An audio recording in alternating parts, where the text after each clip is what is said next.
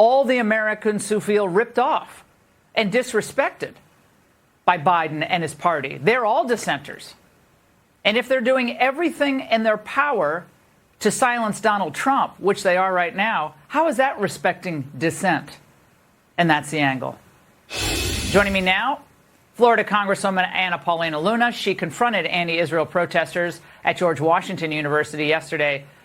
Congresswoman, for me, one of the most infuriating things from that campus that I know very well was how the protesters felt completely at ease with defacing the father of our country, George Washington, our first president, even wrapping a headscarf around the statue's head.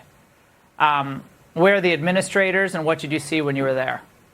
Most certainly. So actually myself and members of oversight had actually gone to talk to some of these administrators. And you know what, Laura, when we were there, we had actually asked the administrators whether or not the White House had reached out. Mind you, this campus is only minutes away. And not only had they not reached out, but this school was actually denied help by Metropolitan Police, by Mayor Bowser and Washington, D.C. And what's even more horrifying, Laura, is that this is a private university. There's trespassing happening, but also, too, they made it a point to say that there was outside organizations that were bringing in people, not students, to the campus in order to incite a lot of what you're seeing on the screen right now. And to go even a step further, there were people in the crowds, Laura, that the administrator was reporting that were holding signs that said final solution. So as you know, that is absolute racism. But what we're finding is these people are going into these universities. A lot of them are not students, and they're being funded by left-wing organizations.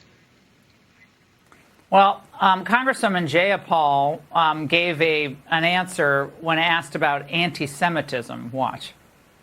What would your message be to a Jewish student who doesn't feel welcome or even safe on their own campus right now? I think my message is the same to a Jewish student, to a Palestinian student, to everybody, that it is really important to educate yourself about what is anti-Semitic, about what is Islamophobic. Congresswoman, a lesson in Islamophobia is what's in order now. Essentially, that's what President Biden did this morning as well. He's kind of echoing what she said.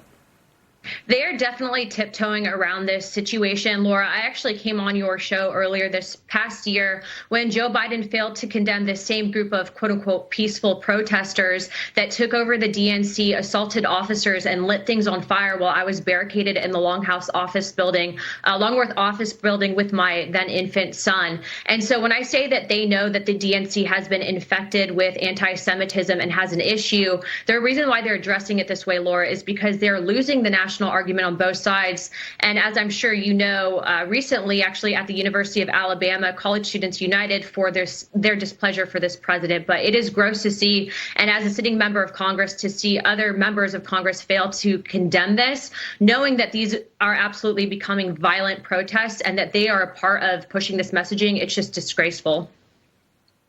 Well, Congresswoman, do you believe that real terrorist elements are woven into, or at least terrorist sympathizing elements woven into the ideology behind this movement?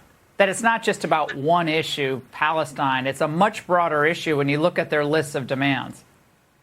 Absolutely. In fact, what we're finding is a lot of the talking points that we're seeing that are being spread with these political protests and organizers are actually tied to Hamas rhetoric and also other entities that have been deemed by the State Department as terrorist organizations. And that's exactly why I think that as House oversight members, we need to follow the money trail, because it's not just what they're saying in this particular topic, but they are pushing left-wing ideologies and things that are ultimately... Well, it's anti-Americanism.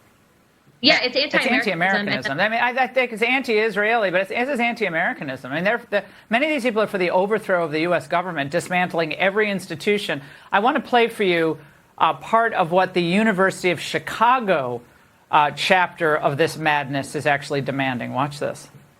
We demand that U Chicago repair the harm it has caused in Palestine, Chicago, and beyond, as well as implementing a communally accountable program of reparation. disbanding UCPD and redirecting funds to Southside community-based projects, expanding employer-assisted housing, carbonizing the endowment, and reducing emissions by 50% by 2030. Congresswoman, this is about climate change. I mean, this is kind of the wish list of what the Biden administration has been pushing, right? I mean, maybe not to defund the police so explicitly, but a lot of these other issues, they dabble in this stuff. They'd even dabble in this idea of reparative justice for aggrieved minorities.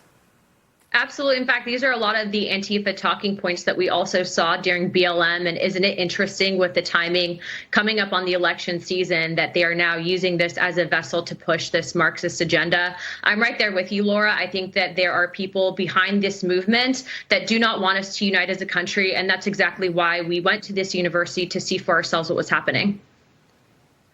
Congresswoman, good job. Great to see you as always. Thank you. A fraternity faced off with an angry mob, wanted to tear down the American flag. One of the brothers from the viral moment is here to share his story. USA! USA! USA! USA! USA! You open your mailbox and see the envelope from your health insurance company.